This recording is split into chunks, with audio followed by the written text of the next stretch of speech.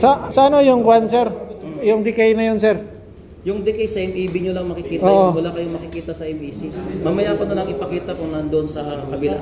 Okay. Sa may leaking na exhaust valve yun. Exhaust valve, kala ko sa lubrication. Hindi sa leaking. Pero doon siya sa lubrication, sir, no? Na mino? Di ba sa conventional kasi, sir, tinitesting nyo, sir, yung open sealing test niya. Yun yung decay niya. Oh, Sa exhaust valve to lang. hindi pala sa lubrication niya. Sa decay yun, sir. Sa akin lubrication. Yun din ang kwan niya, sir. Saan kaya ito? Kasi nandun siya sa MOP na Accumulator ko, mababa na yung pressure, gumagana naman. sa menu ng kwan siya eh. Nasa Ngayon, sir, kahit na natanggal nyo na yung pressure nito, sir, natanggal nyo na yung pressure nito. Huwag kayong matakot nga pala sa nitrogen. Ang nitrogen, kahit hingayin niya yan, hindi ka kukonsumuhin ng kuha niya, ng tawag ba. Kahit na may, ang ibig sabihin sila, kahit na-release nyo na yung pressure dito, ingat pa rin kayo dito, tingnan nyo Pero konti na lang yan, meron pa rin kayo, pero ingat pa rin kayo.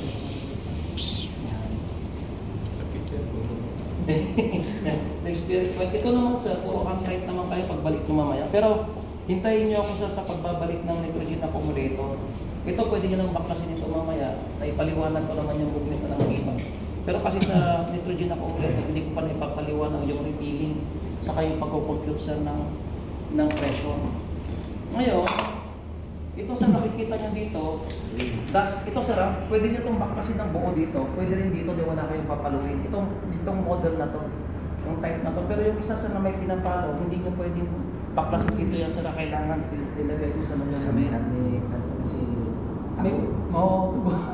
yung pwede ng tago-merat yung tago mo tatanggalin na rin.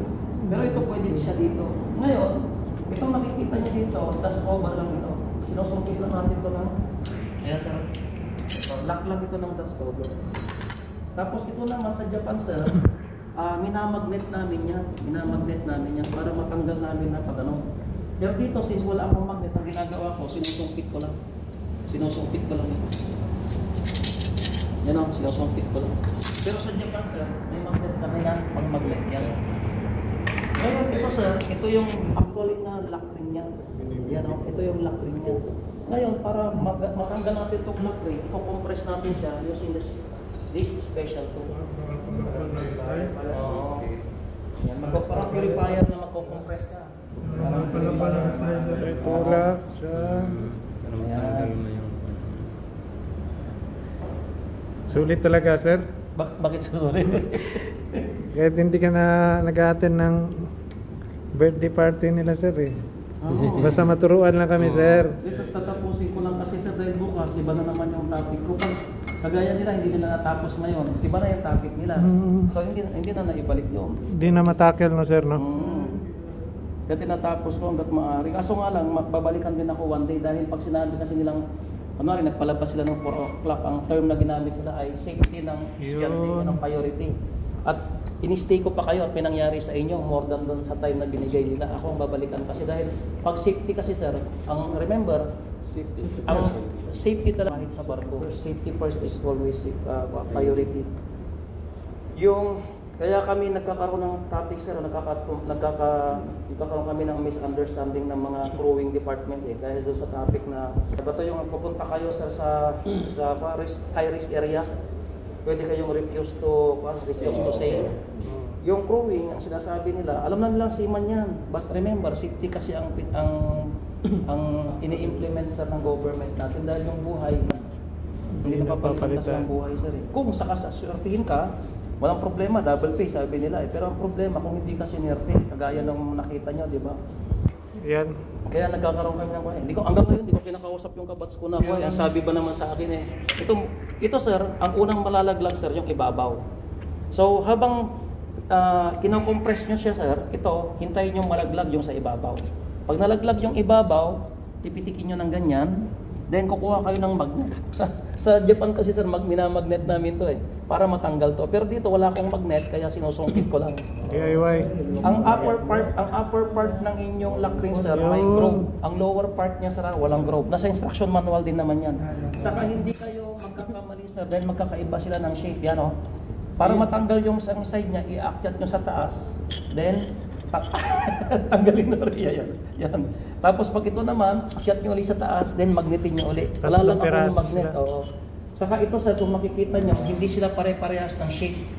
Ipakita ko sa inyo. Itong isa, iba ang shape niya doon sa isa. Itong isa naman sir, iba yung shape niya doon sa dalawa. Yan sir, yung flat, ang dulo sir na dulo, yun ang nasa bandang baba. Yan ang bandang baba. Yan ang. Pero pareho na yung sukat na sir. Oo. Tignan nyo, iba-iba lang sir yung shape, kaya hindi sila magkakamali. Oh. Ang group niyan sa ibabaw yung group mo. Ano yun, mayroon mas tao. Gamit natin yung special tools na ito sa pang compress. Ngayon naman, gagamitin naman natin siyang pang-extract. Pag ito, ina-assemble nyo sa aktual na barko, bawal kayong maglagay ng Vaseline, petroleum jelly. Ang nilalagay lang talaga dito, system oil. Ngayon, dito sa training center, ang nilalagay namin dito sir is WD-40. Dahil for training purposes, pero sa actual na barko, system oil. System oil lang siya. Sir, laway lang. Laway. Sorry. Ang trabaho nitong special tool na to, kaya na pang-compress, then pang-extract. Ngayon naman sir, lifter naman siya. Yan, dito tayo. Lifter siya. Yan. Sa actual na barko sir, pag sira na to, kahit sungkitin nyo lang ito sir ng screwdriver, walang problema. Pero kasi sir, kailangan hindi na sa Hindi na. pagkakamakasulit mo po, hindi ko. Ang ginagawa ko lang dito, ginaganyan lang dito sir. Tapos, Sa barko, gano'n din sir. Oo, malambot lang naman to. Kasi may sugat Ngayon, na, wala na. yes sir. Dahil pag nasugat na, wala na. Oh. Ngayon sir, ito, itatago ko na to para spare naman ito ng susunod na batch next week. Yan naman ang ikakabit natin mamaya. Yan ang laman. Salud. Sir, pagka ganito yan, yung iba kasi sir, ang ginagawa ng iba, pinupuna nila ito. Ganyan sir. Ang problema, pag inuuna niyo po sir, pag hindi siya doon sir, maghihira kayo, ito kinakabit Hindi to. sir, yung sa amin parang